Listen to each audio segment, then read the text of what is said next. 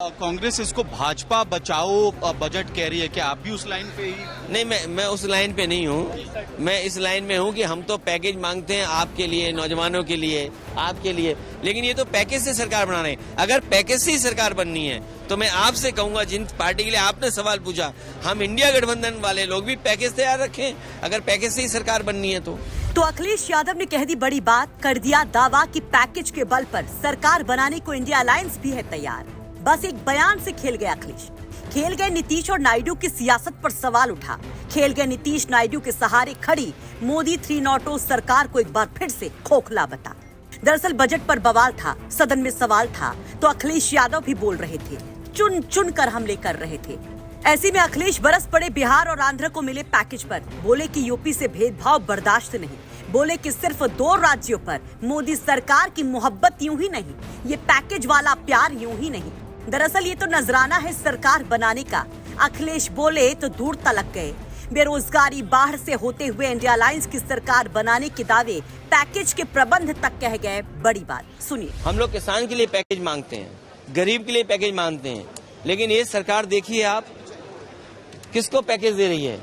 जो सरकार चलवा रहे हैं, सरकार चलाने के लिए पैकेज मिल रहा है।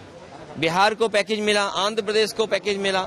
हम ये नहीं कहते कि पैकेज नहीं मिलना चाहिए, डेवलपमेंट के लिए, इंफ्रास्ट्रक्चर के लिए पैसा मिले, लेकिन दूसरे प्रदेशों के साथ भी भेदभाव न हो। उत्तर प्रदेश को क्यों नहीं पैकेज मिल रहा है? बिहार की अगर बाढ़ रोकनी है तो नेपाल से बात करनी पड़ेगी भारत सरकार को, और उत्तर प्रदेश की बाढ़ जब रुकेगी तो बिहार की बाढ़ भी रुक जाएगी। जो एक्सप्रेसवे आप बिहार को दे रहे हैं, अगर यूपी से भी जोड़ देंगे तो ज्यादा देश का भला होगा। तो हम किसी को पैकेज देने के खिलाफ नहीं है, लेकिन उत्तर प्रदेश के साथ भेदभाव होगा उसको स्वीकार नहीं कर सकते। आपने 10 साल में नौजवानों की नौकरी छीनी, उनका वेतन छीना, उनको बढ़ने आगे नहीं दिया।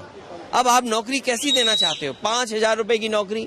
और तब जब सरकारी कर्मचारी ये मांग कर रहे हैं कि 8वां वेतन आयोग लागू हो, अगर सरकारी कर्मचारी महंगाई को देख करके 8वां वेतन आयोग मांग रहे हैं और आप 5,000 की नौकरी दे रहे हैं, पहले तो 10 साल आपने रोजगार बनाया, अब आप रोजगार की बात कर रहे हैं। सर, कांग्रेस इसको भाजपा बचाओ बजट कह रही है, क्या आप भी उस लाइन पे ही? नहीं, मैं उस लाइन पे नहीं हूँ।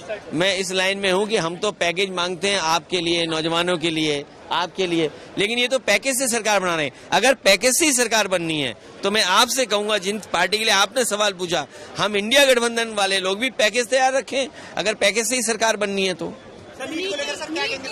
देखिए अब तो सुप्रीम कोर्ट ने कह दिया, मैं क्या कहूँ। अब तो जो दिख रहा है वो भी नहीं देखना पड़ेगा, बंद कर ले आंखें, और क्या। सर, आज किसान नहीं, अब सुप्रीम कोर्ट के जो फैसला आ जाए उसके बाद हम कुछ नहीं कह सकते हैं, लेकिन ये कई बार ये बात तो आती है मन में कि भाई एक ही सेंटर से इतने कैसे पास हो रहे हैं। कहीं यूपी में भी एक ऐसा सेंटर हो जहां सबसे ज्यादा नीट में पास हो जाएं, लखनऊ में क्यों ना ऐसा सेंटर हो जहां 6,000 बच्चे पास हो जाएं। हम तो यही सोच सकते हैं, लेकिन सुप्रीम कोर्ट के फैसले के आगे हम क्या कह सकते हैं। लेकिन हमारी तो सरकार से यही है, मंत्री जी से निवेदन कि मंत्री जी उत्तर प्रदेश में एक ऐसे सेंटर बनवाओ जैसे और जगह सेंटरों में पास हो रहे हैं, हमारे सेंटरों में भी पास हो बच्चे।